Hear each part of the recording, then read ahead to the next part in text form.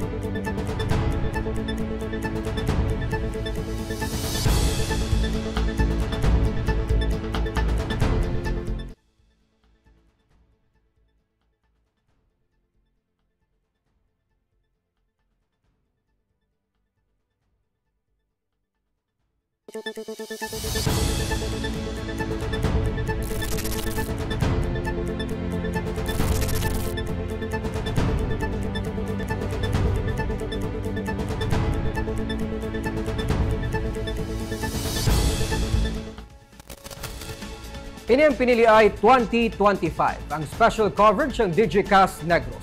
Kagyari nang nagapangunang ang mga balita subong adlaw, Mayo 12.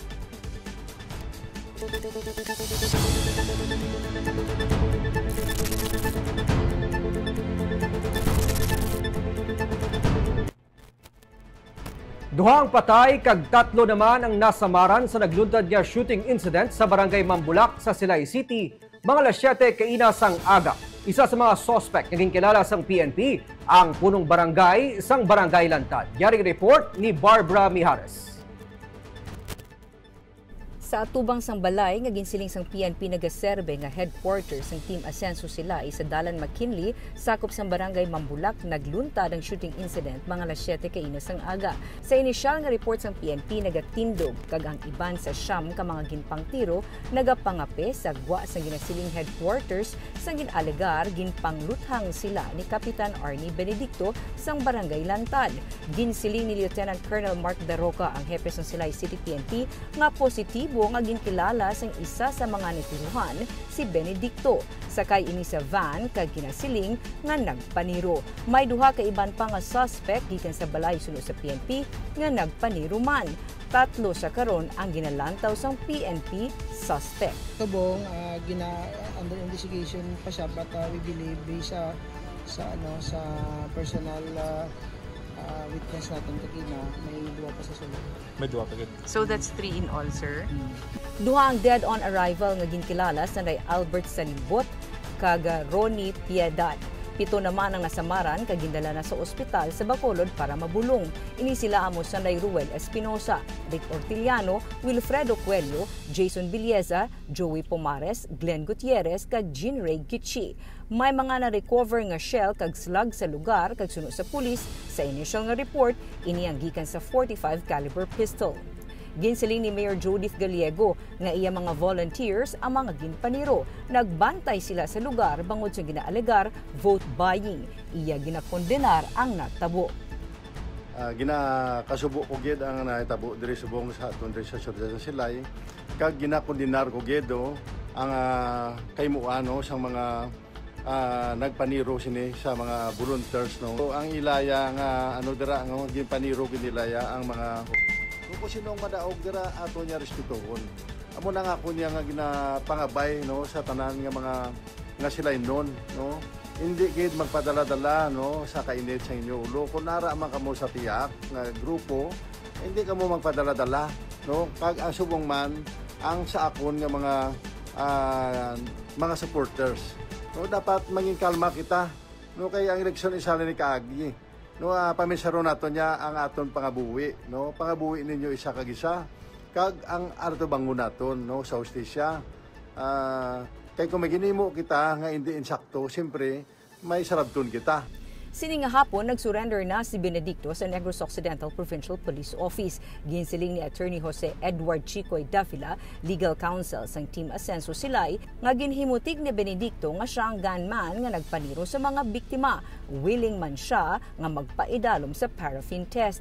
Ginsiling man ni Davila nga si Benedicto ang kaalyado ni Goles kag wala sila makahibalo kung sino ang nagpaniro. Si Kapuki already voluntarily surrendered sa Negros Occidental Provincial Police Office and is willing to undergo the paraffin test to prove his innocence. There is no residue of gunpowder in him and to prove na there was he never fired a firearm. Nagpanawagan man si Silay mayoral candidate Mark Goles sang lubos nga pagpangusisa sa natabo nga shooting incident. Iya man ginhimutig nga nagaserbe nga ila headquarters ang natungdan nga balay. Barbara Mijares para sa Digicast Negros. As of press time, nagapabilin sa Guasang Balay nga ginasiling headquarters ang katapo sang PNP. Sila nagahulat sang search warrant. Ini matapos nga ginbalibaran sila nga makasulod suno kay Police Lieutenant Colonel Mark Daroca ang hepe sang Silay PNP. Kagbayangot sa mga balita, Police Regional Office 6 sang Negros Island Region nagapasiguro nga under control ang sitwasyon matapos ang tiniruhay sa Silay. Nagpasalig ang Police Regional Office 6 Negros Island Region sa publiko nga nagadihon na sila sa mga tikang agod mapasiguro nga hilway ang publiko kag madakpan giliyon ng mga suspitsado sa nagluntad nga tiniruhay sa syudad sang Silay. Magatukod ang PRO-NIR sing isa ka Provincial Level Special Investigation Task Group. Sunod kay Police Lieutenant Colonel Joem Malong, ang Public Information Officer sang Regional Election Monitoring and Action Center ukon REMAC, nagpagawa na sang Beyond the Lookout nga mando ang Negros Occidental Police Provincial Office sa tanan ng mga kapulisan. Nagpangabay naman si Regional Director Police Brigadier General Arnold Thomas Ibay sa publiko na magpabilin nga kalmado, magkooperar sa otoridad kag mag-report sa anuman nga impormasyon nga makabulig sa pagdakop sa mga sospek. Iyaman king kondenar ang nagluntad nga kinagamo. Nagresulta sa pag-utas ang kabuhi sang duwa ka mga persona kag pagkasamad sang 3 kay banpa. Samtang, Bacolod City Mayor Albi Benitez magabulig sa mga biktima sang pagpaniro sa Silay City. Ginapatihan troll account nga nag-umid sa ila ni Mayor Javi, ginapausisa sa NBI. Lunsar ging kondenar sa mga lideres ng probinsya na lakip na dari ni Bacolod City Mayor Albi Benitez ang nagluntad nga pagpaniro sa syudad sang Silay, naging kamatay sang 2 ka mga persona kag pagkasamad sang 3 kay banpa kay nasang aga. Handa man ang alkalde nga magbulig sa mga biktima, ilabi na sa mga nakaluwas sa kadalagman. Hindi malipod nga paagi sa isa ka ginapatihan troll account sa social media, ginulamid ang leader sang Sensu Group, pati ng iya anak nga si incumbent Victoria City Mayor Javier Miguel Benitez sa natabo nga pagpaniro. Para sa alkalde sang syudad sa Victoria, hindi nila pagpabayan lang. Si Mayor Javi naghinyo na sang bulig sa National Bureau Investigation para matumod kag mapasakan sang kaso ang responsable sa dummy account. Para sa iya, hindi lang ini makabig nga political noise, kundi isa ka seryoso kag makatalagam nga kabutigan. Nagwa sa pagpangusisa sang kapulisan nga mga biktima nga ginakabig volunteers ni incumbent Silay City Mayor Judith Caliego ang nagapangapilang sa gwa sang ginaligar headquarters sang Team Asenso Silay Group sang silang ginpangtiro. We are condemning ang aton nga natabo dito, no? And of course sa mga victims, we will exert all efforts man kung how we can assist. In a while I'll call City Director, although nag-communicate na kami kung in what way we can extend assistance sa ila. Regarding naman Mayor, nga ginadawit ang imungalan sang isa ka Facebook page ang Silay Rising bala Mayor, ginadawit imungalan nga kamukuno ang naga. Kaya mo ganina, I think si Mayor Javi also did not sit well ang muna ang mga bagay.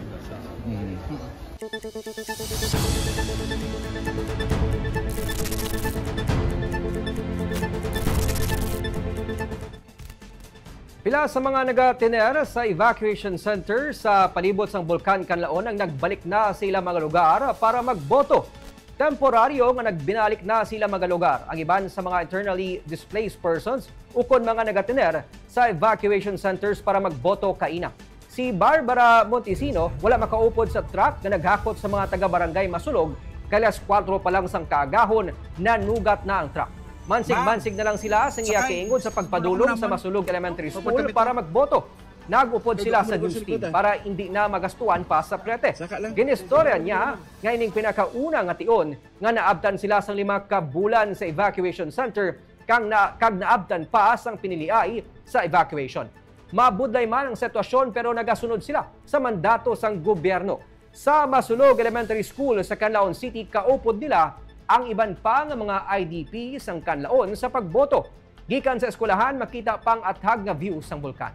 Pagkatapos nila nga magboto, balik na naman sila sa evacuation center. Kag wala pa sila makahibalo kung tubtob sano sila magapabilin didto. Sa La Casillana, La Carlota City kag Bago City, sa Negros Occidental, may 5,000 man ka mga IDP nga mga botante ang ginpangdala kag nagmatumatok kadto sa mga voting precincts nila. Ben ka years, first time ni mo magboto nga ari kasi evacuation. Ano ka budlay sang inyong sitwasyon? Nga aman? Di nga, hindi budlay nga magpuli-puli ka pa sa imo balay tapos ang imo nga umato dito di ari ka di hapon aga hapon kami ga ano sir balik-balik gabalik-balik kami oo ti nang budlay gid kakapoy gid katama balik-balik diin ka nga barangay ka Star ang imo balay gid mananawin gid ti lapit-lapit na gid sa bulkan 6 to ha ang ano 6 kilometer 6 kilometer sulod na sulod siya sa 6 kilometer so di ka buto ka balik makabalik man lang makabalik sobra sa 70 ka mga pagtayog nga na record sa Canlaon humaling kagabi tubtob bag-udto. Ang PHIVOLCS nagpagawa sang notice of increased seismic activity sa Bulkan Canlaon kasunod sa masobra 70 ka mga pagtayog humalin sang kaagahon tubtob mag-udto kaina. Nagalakip ini sang mabaskog nga volcano tectonic ukon VT earthquakes. Nagakatabo ang VT earthquakes kung nagasakang magma ukon ang magmatic gas pasaka. Ang volcanic sulfur dioxide gas emission salin sa craters ng Canlaon kahapon ang yara sa average nga 554 tons a day. Nanaog gini kung ikumpara sa average nga sulfur dioxide emission sa nagligad nga binulan kag inadlaw. Sunod sa PHIVOLCS, nagapakita ini nga may blockage ang volcanic gas emission nga mahimo magresulta sa explosive eruption sa bulkan. Nagapabilin sa alert level 3 ang bulkano kung may magmatic unrest sa Canlaon. Ginsiling sa mga manunudlo kag principal sa mga malapit nga sa eskwelahan malapit sa bulkan, yagin pahibalo na sila sa ilang himuon o kung din sila dapat magkatuing kaso nga mag-alboroto ang bulkan Canlaon.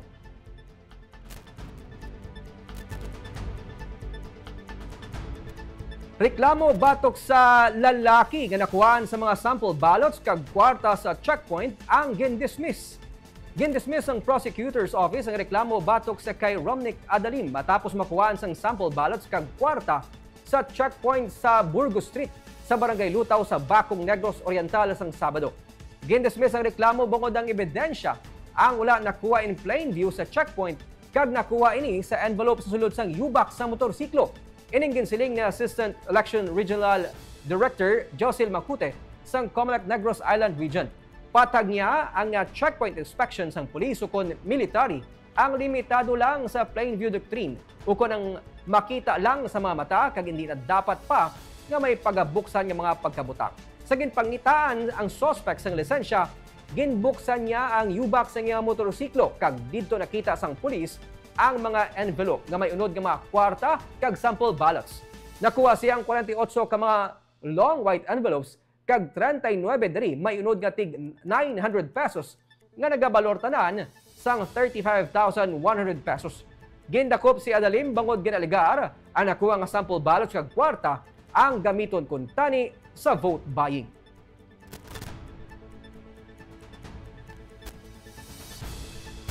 Trentaydos ka mga persona dakop bangod sang liquor ban sa Bacolod.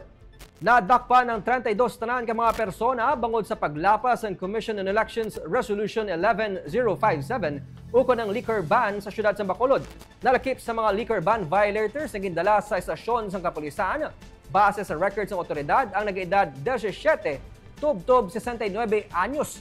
Kag ini ang mga residente sa Bacolod, Himamaylan City, Cadiz, Kawayan, Murcia, Kinigaran, kag Batangas City. Nagkaladak pa ng mga nasambit nga persona sa Barangay Mansilingan, kag Alihis, Besperas, sang eleksyon sang Domingo. Sunod kay Bacolod Election Officer Revo Sorbito, as of 12 noon sining election day, wala na sang may nagdugang pa nga mga nadakpan bangod sa paglapas sang liquor ban. Nagsugod ang Comelec liquor ban Mayo 11 kag magadakop las 11:59 karon nga gabi. Samtang ginpahag naman ni Sorbito nga wala sang may na-record nga nadakpan bangod sang paglapas sang gun ban sa syudad sang Bacolod.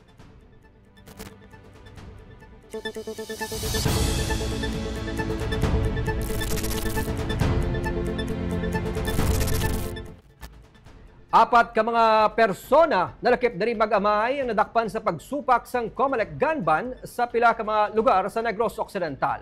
Sa magutod nga Ronnie kag Aljon Gonzalez ginaligar na recover ang isa ka caliber 45 pistol kag 357 Magnum revolver sang katapo sang San Enrique PNP sa barangay Tabaw Baybay sang Domingo sang aga. Nagwa sa pagpangusisa sang kapulisan nga nangin makaduluda sa mga nagreklamo nga residente ang duha kabang dalan nga sang magresponde kag nangusisa ang kapulisan natigayon nga nakita ang mga pusil.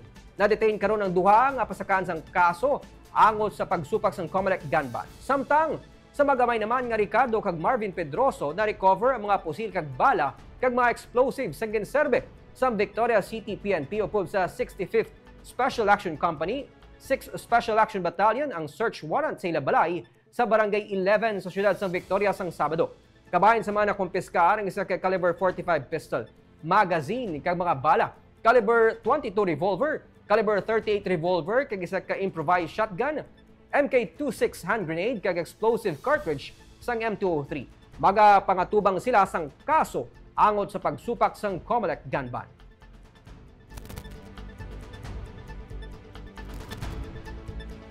Provincial Board of Canvassers nag-convene na proklamasyon sa mga nagdalaog nga mga kandidato ginapaabot sa tungang gabi.